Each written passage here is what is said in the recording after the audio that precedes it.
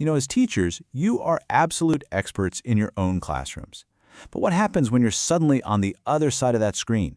When you're the student again in an online course? It's a totally unique challenge, and in this explainer, we're going to break down the proven strategies to help you not just survive, but really, truly thrive. I mean, I get it. You're balancing lesson plans, you're grading papers, you're dealing with parent emails, and oh yeah, you're supposed to have your own life. And now you've got reading assignments and discussion posts on top of all of that. It can feel like a lot. But here's the good news. There is a clear, actionable roadmap to navigate it successfully. And that is exactly what we're going to build right now.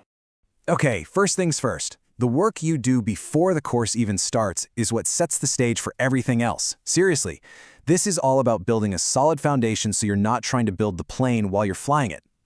So here are 3 simple but really powerful steps. Number 1, set a specific goal. What do you actually want to walk away with? Is it a new certification, a specific skill, an A?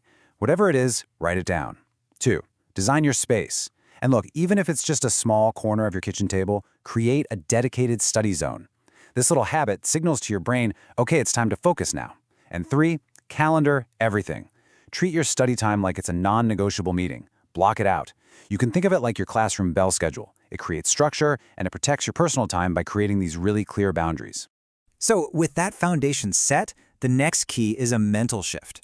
See, online learning demands that you move from being a passive consumer of information, kind of like watching a TV show, to being an active participant in your own education.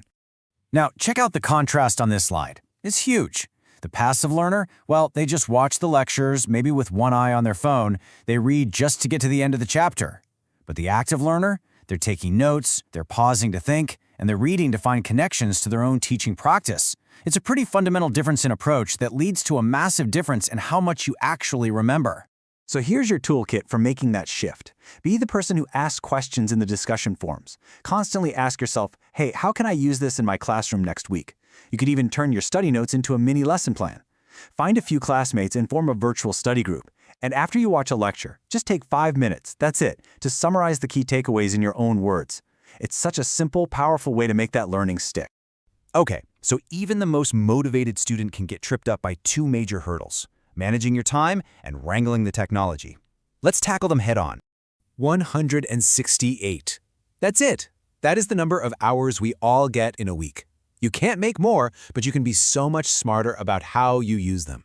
The goal here isn't to find more time, but to be more intentional with the time you already have. And this right here is one of the best methods to do just that: time blocking.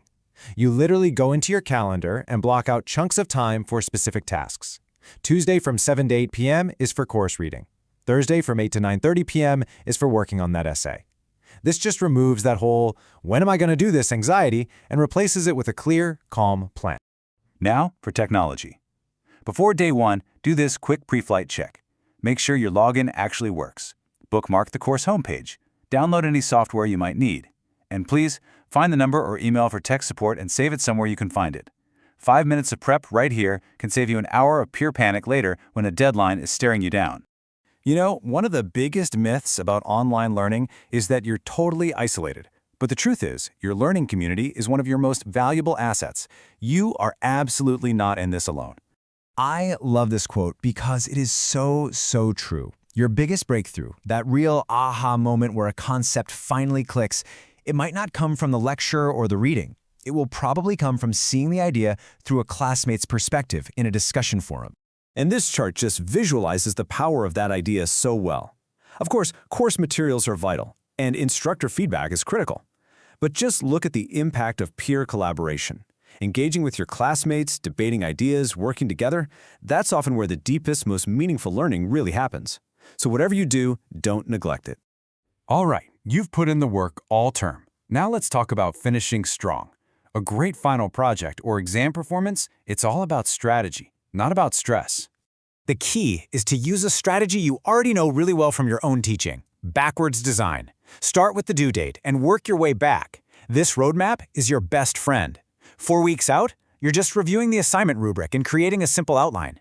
2 weeks out, you have a rough draft ready to get some feedback. That means the final week isn't for panicked writing, it's for calm, focused revision. This turns a giant marathon of a project into a series of totally manageable sprints. So, if there's one crucial point to take away from all this, it's pretty simple. Success as an online student isn't just about putting in more hours. It's about working smart. It's about being proactive with your planning, preparing your environment, and actively engaging with the course content and with your community. So I'll leave you with a question to think about. We've covered a lot, from time blocking to active note-taking to collaboration.